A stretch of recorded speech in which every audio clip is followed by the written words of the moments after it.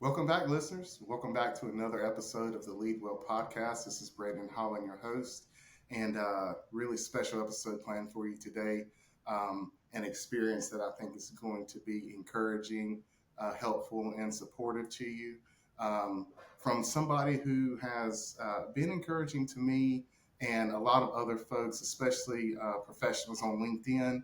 And we've got a special episode planned for you today, and I'd like to introduce my good friend, Marc Collins. Marc, welcome to the show. Hey, Brandon. Good to be here.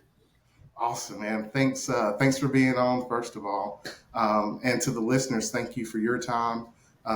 We're going to jump right in and allow Marc to introduce himself and just talk a little bit about your background, what you're doing now, and how you got there. Thanks, Brandon. So let's see. I'm what happens when professional planners and bankruptcy attorneys have kids. Um, I guess you get a town manager. Uh, Interesting side fact: the state planning awards are named after my dad. So that told me I couldn't stay in planning very long. The Marvin Collins Awards. So I grew up the son of a planning director. Wow. Um, I'm an App State grad. I'm the weird one that left the state to work after time. Started in Parks and Rec, went into planning, then went into management. Um, let's see, in management, I was an assistant county manager, planning director in Burke County for a few years before I went down to Fort Myers, Florida, for 6 years as an assistant city manager. Several years as the city manager in Williamsburg, Virginia, and I'm back home in North Carolina for the last 6 years, approximately, as the town manager in Windell, North Carolina. Gotcha. All right. So tell us a little bit about Wendell and some of the exciting things you guys have going on. So, so when I started 6 years ago, Windell was about 6,500 people.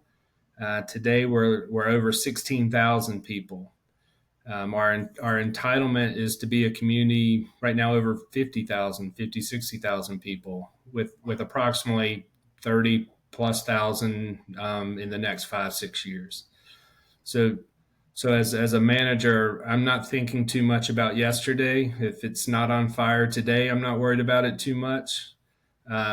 What I'm constantly thinking of is what does the community of 50, 60,000 need? And what is the organization that needs to be in place to serve it, maintain services? So it's a very exciting, dynamic, fast-growing, future-thinking kind of place right now with an awesome board and an awesome staff. I mean, it's just a really good place.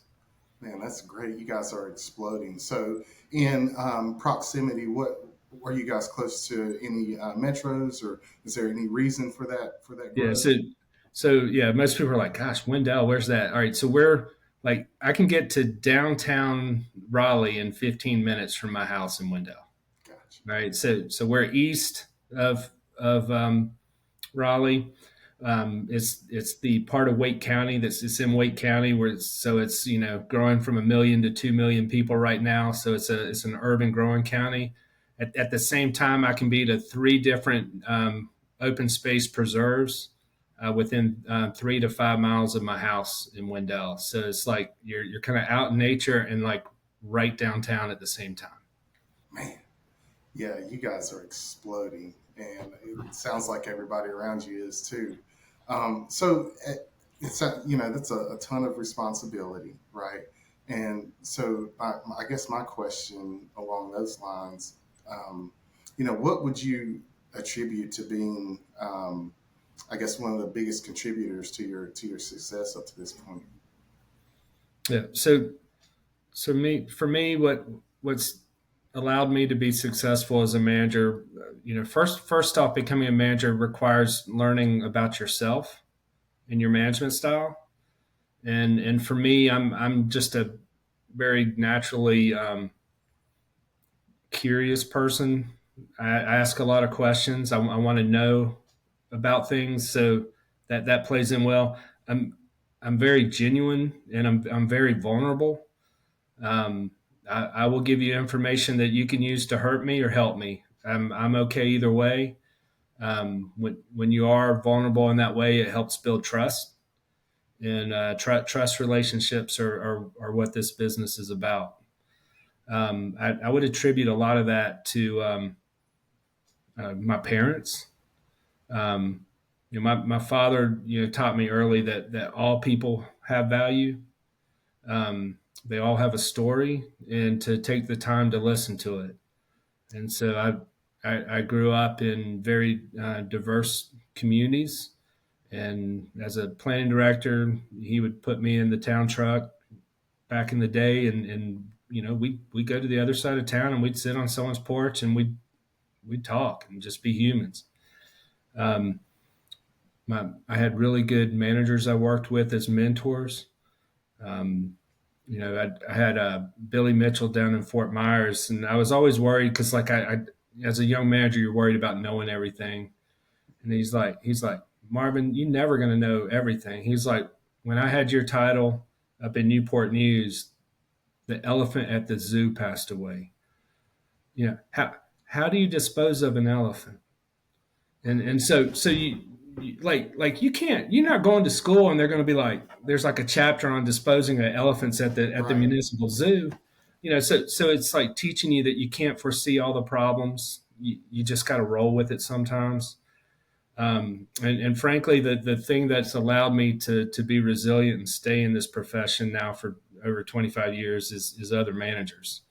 We're all it's unique, and Brandon, when you sit in the seat, it's different than near about any other position that you can be in.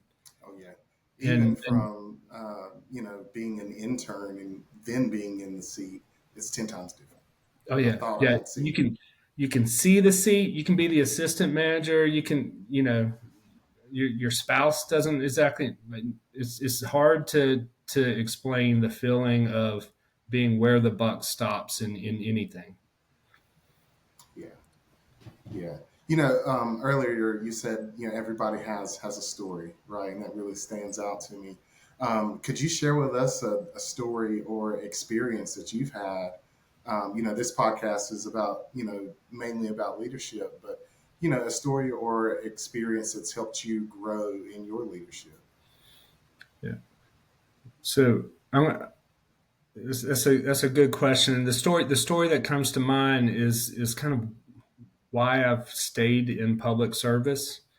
And it's called my Raymond story because it's a time where I was a part-time public employee. I worked for a recreation department in general programs. So I worked a lot with after-school kids, and I wasn't much older than them. I was still college age guy, and you say things like, "Hey, if you ever need to talk to me, come talk to me." And you're just, you're playing basketball and you're having fun and you're not thinking much. Um, until one day, um, after school time, one of the kids came in, Raymond, and he was visibly shaking. And he said, Mark, you said if we ever needed to talk, you know, I could talk to you. Will you talk to me? And you know, my things were going to change then because I said, yeah, Raymond, I'm here for you. And Raymond came in my office and I shut the door and I said, what's going on, Raymond? And he goes, well, I was walking home from school and I was walking behind the businesses downtown, and one of the business owners came out and started yelling bad racial stuff at me. And I said, oh, I'm sorry. He goes, yeah, I was getting ready to go home and get my brother's gun, and I remembered that you said I could talk to you, so here I am. And I mean, 20 some years later, Brandon, I get goosebumps telling that story. And when I tell that story, sometimes people will say, "Wow, Mark, you were there for Raymond. You saved Raymond that day. He might have done something." Or, Mark, you saved that shopkeeper Hmm. for sitting in space with Raymond. Um, Raymond saved me that day more than anything. Really? Raymond gave me purpose in life. Because my takeaway from that is, regardless of your title in public service, all positions in public service have value. They have intrinsic value, and they have each one, no matter what that title is, has such an impact on the community they serve. It's just like a phenomenal, life changing impact. Just things that we can take for granted, like playing basketball with kids in an after school program, or sweeping up on something. I mean, you never know when you're making that impact in somebody's life.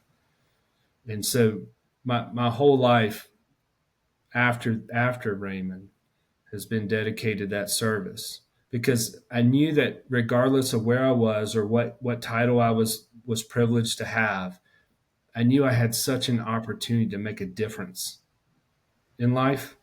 Yeah. And there was also, I mean, I was a part-time employee, so I was able to lead from the lowest level in a lowest position title in the hierarchy. I was so many layers below the county manager, man. I mean, that's like nosebleed section. And but the fact that with public service, you have that opportunity to lead from where you are and make that impact. I mean, that to me guided my leadership and my principles of whether or not someone's actually showing up and leading, or whether or not they understand the privilege and ability they have to change lives. Yeah. Man, that's absolutely powerful. That's probably the most powerful moment that's been on this podcast. So thank you for sharing that. How did that make you feel? Um, Great question. And thinking like, um, there's kind of like two things that you feel a lot of the times. One is like I'm not worthy, or um, I'm an imposter in this space. Like, who is Raymond to reach out to me, to handle this situation? So there's kind of a questioning of yourself in those moments, and at the same time, there's this like the I feel my hair stand up in goosebumps. Just that like, oh wow, like this is really impactful. This is what, like, if you can live in that moment for some portion of your life, if you're able to be present and show up for those kind of moments at times, man, like just the power and energy that brings, Yeah. like the how that, I mean, like that's charging me for another month just retelling that story right now. I've got juice to go. So like for me, it's the awareness of how can we show up in that moment for whatever's in front of us, whoever's in front of us, because it's not as much about what we're feeling in that moment, but how are we impacting and able to show up for the person across from us. Yeah. Yeah. That's incredible. Man, this is so encouraging. And the other thing that I kind of want to hear from you about is you've got what I would consider a very encouraging presence on social media, specifically LinkedIn, and a lot of other folks in our profession are able to kind of see the stuff that you're putting out there, and I feel like it's always encouraging. What's driving that for you?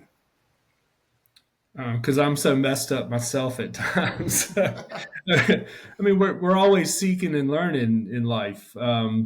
You're never going to be perfect. You're never going to know everything. Um, I tell you, when I was a younger manager, I was like just so motivated to learn all the technical things, get all the certificates, have all the all the right mentors, and work the right places and stuff. And I tell you, the more and more I go, I know it's kind of corny, but it's like I just realize how much I don't know. Um, and um, and I know that it's like the better I can be to myself at times nowadays, the better I can show up, like I was just talking about, for other people. And that's been a hard one for me to learn. Like if I could go back 25 years and teach younger Mark something, it would be like give myself the same space and value that I'm showing up for other people. Show up for me in that same way. Um, that's probably one of my bigger takeaways. The other thing is, I feel like for whatever reasons in society, and what everybody's going through right now, post COVID, and just the nature of global and national politics and um, how people communicate today, we've often forgotten the human side. Yeah. Humanity is the big driver. Like when I came to Windell, I could look at the growth. I could look at bringing an organization from where it was to where it needs to be. I could see preserving things that are important. I could see all the technical things that needed to happen. Um, but one of my bigger takeaways is that 80% of this job, throwing out a rough number, is about people. It's about humanity. It's about connecting with people, and that has very little to do with my technical knowledge. It has a lot more to be about how I'm showing up for them. Um, there's a professor emeritus Nalbandian from University of Kansas, and he talked about the manager on the bridge, right? On one side of the bridge, you have the community and you have elected officials. The other side of the bridge, you got your staff and organization, and coming out on the bridge are the department heads, and the managers out there on the middle, facilitating that communication between the vision and stories of the community, and the facts and service to deliver that of staff and the organization, and all that flows through that conduit in the middle.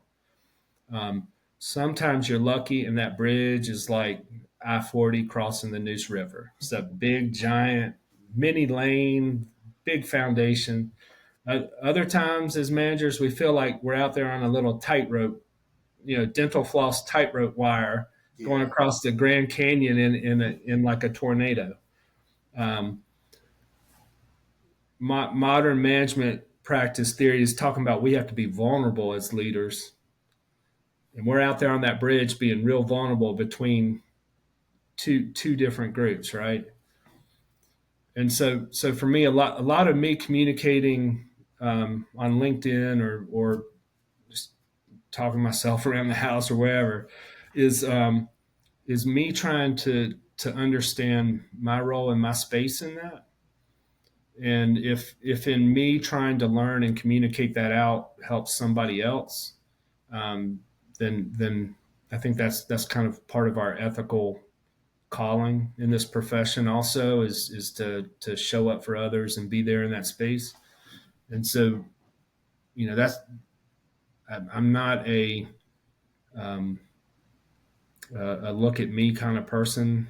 I deflect credit super fast, and but I just feel like much like accepting a leadership role, sometimes you have to do what society, the community, and or your profession and fellow managers need. And I think right now more than anything is the need for a voice of we're not alone. Our work is meaningful. We make a difference. We shield people on both sides of that bridge from bad things. And we help people realize their vision and their future, and their professions and home lives are impacted by what we do. So I mean, if we can't spend a little bit of time to think through it ourselves and then communicate that amongst ourselves as managers, I mean, come on, Yeah. let's Yeah. go, step That's up, right. let's go. That's it. So, you know, maybe you can help me out with this. So I just recently started a new position. Went from a community of 2,000 to 16,000, and it hit me very fast that I don't have all the knowledge. Hmm. So how do you find comfort in not knowing everything? Like where do you get your comfort in that? Yeah. So how many people did you have working for you in 2000, and how many are in your organization now, Went from Brandon? 25 to over 200. Okay. So you had the collective brain power of 25 versus collective brain power of 200. So, so part of it is about building trust, right? Yeah. Um, for you to admit that you don't know everything shows vulnerability.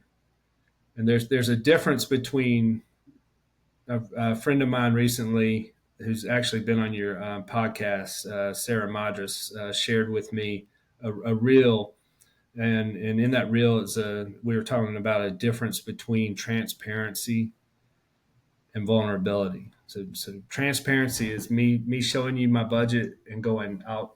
Here's everything in here and how we came up with everything. Hmm. Vulnerability is pointing out weaknesses in our organization in that budget that you could use to either help me or hurt me.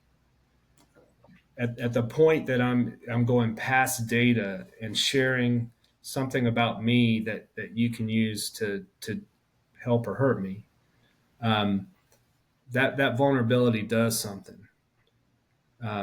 It either builds trust or it ends trust. So in your space, in that new leadership space, you stepping forward and going, guys, team, people, I don't know everything. Um, I'm going to rely on you to help me learn in that space. All right, you've done something. You've shown vulnerability. You've put a trust marble in their jar in that space. You've allowed them space to move in and show leadership and demonstrate what they know. You have gained all their knowledge through your vulnerability and demonstration of not knowing everything. All right. Um, I often joke with my staff, I'm going to go back to my office and take a nap all afternoon. Y'all just keep it down, right? And and they know I'm joking. I'm going to go back and do what I do. I wish it was napping, but it's not. But it's a conveyance of trust that whether or not I'm in that space, whether or not I'm making a decision or not that they're involved with, that it's good. There's trust, and if we're going to make a mistake, we're going to make it together, and we're going to learn from it. We're going to fall forward with that mistake, because honest mistakes driven with effort and good intent shouldn't be punished, right? That's the learning moments in life. That's where we move forward. And if as a manager I'm constantly communicating that to my board, like I'm human, I'm going to make mistakes, but I tell you what, I'm going to learn from it. I'm going to listen to you. I'm going to listen to community. I'm going to learn from it, and we're going to move forward from that in a stronger, better way. And then you demonstrate that, you follow through, then you're able to take that next step and um, in your leadership and admit that you're not perfect. You're human like everybody else. Yeah. Wow. That's great. Thank you. Um, if you're listening to this, you might want to just rewind it for a few minutes and listen to that again. This information is super helpful and will absolutely benefit you on your leadership journey. Um, Marc, another question. I have one more question, if that's okay. Sure thing. Um, if you had a chance to speak to young or aspiring leaders, what kind of advice would you give them as they're trying to or thinking about embarking on this journey of leadership? Yeah, I think part of it goes to early in our career. There's kind of a lack of trust in ourselves, um, and we drive to be those technical masters, and that's fine. We need to learn a broad range of things, so we can help serve our staff. Um, at the same time, the technical knowledge is great, but like I was saying, the 80% of the job is about the people relationships and building trust with them.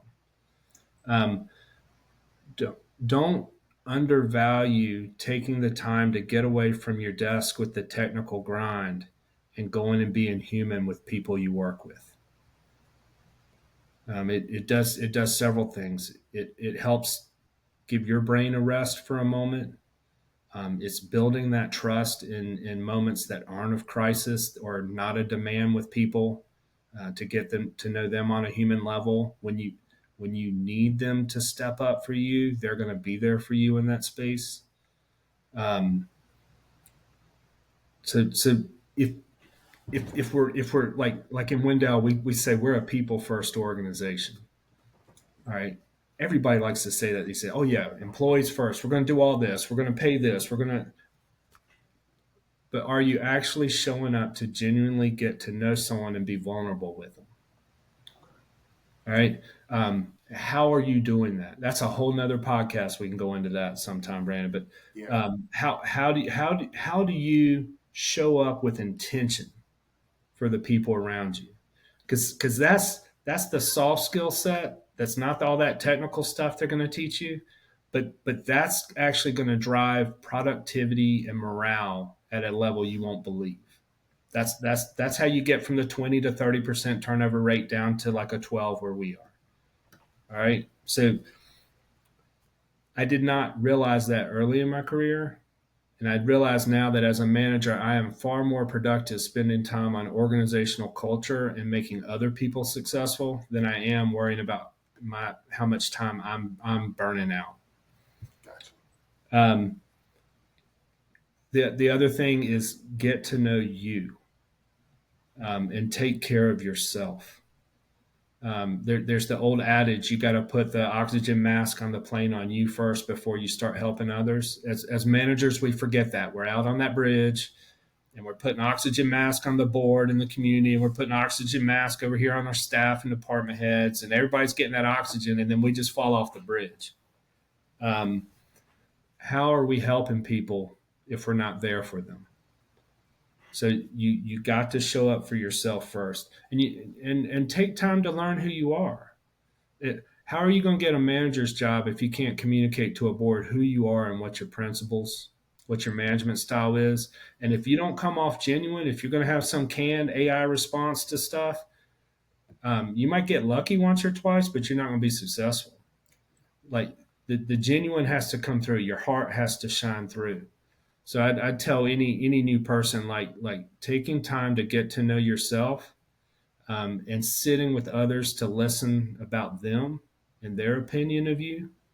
Um, you don't always hear what you want to hear, but you learn, you grow. Um, that's probably the big two. Um, remember, on the bridge, you're vulnerable, and from vulnerability, there's trust. Gotcha. There's, Yeah. That's that's got a lot of power to it. A lot of practicality too, not just principle. That's amazing. Okay, man. Um, we're getting close to the end of our time. Is there anything else you'd like to share to our listeners? I would just say that anybody, regardless of what you do, especially people in public service right now, what you do has value. It has meaning. It has impact. You make a difference. You make a difference in everything you do. You don't have to show up, your best, absolute best every day. You just have to show up for who you are on that day. 100% of who you are on that day. And that might be less or more than who you were yesterday, and it might be less or more who you are tomorrow. But be you and do you today.